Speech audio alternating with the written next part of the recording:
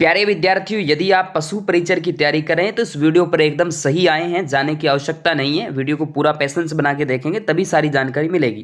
प्यारे विद्यार्थियों, राजस्थान के वन लाइनर प्रश्न आपके सभी विद्यार्थियों के लिए लेकर आया हूँ। राजस्थान का नवीनतम जीके ही मानिएगा, नए जीके के अकॉर्डिंग ही मैं प्रश्नों को करवाता हूँ हाल फिलहाल।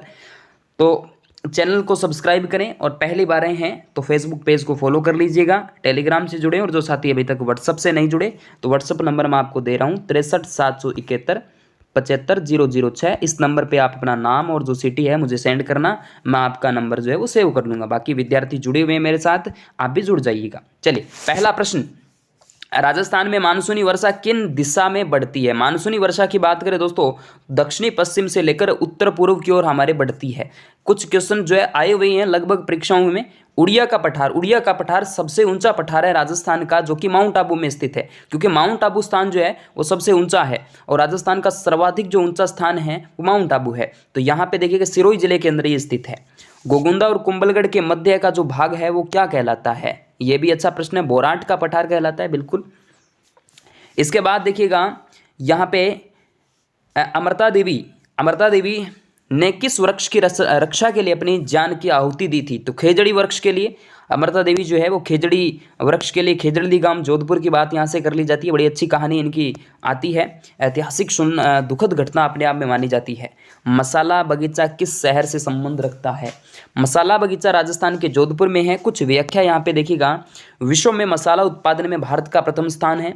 भारत में राजस्थान मसाला जो है प्रथम रखता है। केरल को स्पाइस पार्क कहा जाता है भारत का, क्योंकि ये गर्म मसालों के उत्पादन में संपूर्ण भारत में प्रथम स्थान रखता है। राज्य का दक्षिणी पूर्व में 12 जो है जिला राज्य में मसाला उत्पादन में प्रथम स्थान पर है। इसके अलावा राजस्थान का प्रथम मसाला पार्क जो है वो झालावाड़ में स्थित है, याद रखिएगा, झालावाड़ के अंदर है। इसके अलावा दोस्तों, जबकि मसाला बगीचा जोधपुर में है, पार्क पूछे तो झालावाड़ में है, और मिर्च उत्पादन के लिए प्रथम स्थान राजस्थान में है। और मथानिया आपने सुनी होगी, मथानिया की लाल मिर्च, सूखी मिर्च जो है वो प्रसिद्ध मानी जाती है। इसके बाद राज्य के किस भाग में वन सर्वाधिक केंद्रित है? कौन सा भाग? दक्षिण और दक्षिण पूर्व जो है यहाँ पे वनों की संख्या सर्वाधिक देखने को मिलती है। इसके बाद राजस्थान में सर्वाधिक मक्का का उत्पादन डूंगरपुर और बांसवाड़ा में किया जाता है, मक्का का, ठीक है। इसके बाद राजस्थान में भेड़ों की संख्या बाड़मेर में है। देखो, भेड़ों की संख्या से याद करना एक चीज़ बताता हूँ आपको, रेवड़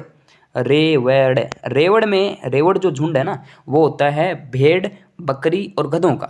भेड़, बकरी और गधे, और भेड़, बकरी और गधे जो है सर्वाधिक बाड़मेर में है, याद रखिएगा, याद कर लेना इस प्रश्न को। राजस्थान में सोने की खोज का, जो सोने के भंडार जो मिले, अभी जो असिस्टेंट प्रोफेसर का एग्जाम हुआ था उसमें भी ये प्रश्न आया था, तो बांसवाड़ा करेक्ट आंसर यहाँ पे हो जाता है। चलिए, इसके बाद अगला जो प्रश्न आपके बीच में, भारतीय भूभाग सर्वेक्षण और खान निर्देशालय की रिपोर्ट के आधार पर बांसवाड़ा जिले के घटोल क्षेत्र में सोने के भंडार पाए गए हैं। सर्वे रिपोर्ट में 11.48 टन सोने के भंडार अनुमान है। राजस्थान की मृत नदी, राजस्थान का शोक कहते हैं, मृत नदी, सोतर नदी, नट नदी के नाम से जो है सरस्वती नदी जो है अपने आप में वैदिक काल में घग्गर नदी जो है जानी जाती है। बनास नदी का उद्गम किस जिले से होता है? तो बनास नदी का उद्गम राजसमंद जिले से माना जाता है। उसके बाद राजस्थान के शुष्क सागवान वन पाए जाते हैं, तो डूंगरपुर और बांसवाड़ा के अंदर शुष्क सागवान वन पाए जाते हैं। उसके बाद सीता माता अभ्यारण्य किन जिलों में स्थित है? सीता माता अभ्यारण्य प्रतापगढ़ और चित्तौड़गढ़ जिलों में स्थित है। अच्छा प्रश्न है दोस्तों, आने लायक प्रश्न है ये वाला। इसके बाद भारत की वह लकड़ी जो सबसे काली लकड़ी, जो ब्लैक लकड़ी है, टिमरू के जो वृक्ष हैं उनके पत्तों से बीड़ी बनाई जाती है। जो लकड़ी काली है, बीड़ी जिसे हम धूम्रपान डंडिका भी कहते हैं ना, वही। राठी नस्ल किस पशु से संबंधित है? राठी जो है दोस्तों, ये अच्छा प्रश्न है, गाय से संबंधित है। गाय, भैंस, यानी जितने भी पशु हैं उनकी नस्लें आपको याद होनी चाहिए, एग्जाम्स के अंदर पूछा जा सकता है। इसके बाद भारतीय वन्य जीव सुरक्षा अधिनियम कब लागू किया जाता है? तो 1972 के अंदर लागू किया जाता है, इंपॉर्टेंट है 1972। राजस्थान में सबसे अधिक ऊंचाई पर स्थित स्थान गुरु शिखर है, मैंने बताया ना, गुरु शिखर चोटी, सिरोही, माउंट आबू। सेवण पश्चिमी राजस्थान में पाई जाने वाली एक घास की किस्म है जो कि पौष्टिक घास मानी जाती है, याद रखिएगा, सेवण घास गाय के लिए। इसके अलावा जोधपुर का खेजड़ी गांव किस लिए प्रसिद्ध है, मैंने बताया ना, वृक्षों की जान बचाने के लिए। याद करिएगा 363 लोगों ने अपने जान दे दी अमृता देवी बिश्नोई के नेतृत्व में। पंचकूट, पंचकूट में डाले जाने वाली सांगरी के तो फूल होते हैं, सॉरी सांगरी के तो फल होते हैं, फूल को मिंजर कहते हैं। खेजड़ी का जो फल होता है ना उसको कहते हैं सांगरी, खेजड़ी का फल उसको सांगरी कहते हैं, लेकिन फूल को क्या कहते हैं, मिंजर कहते हैं। और कुम्मठ जो होता है ना उसके फूल होते हैं।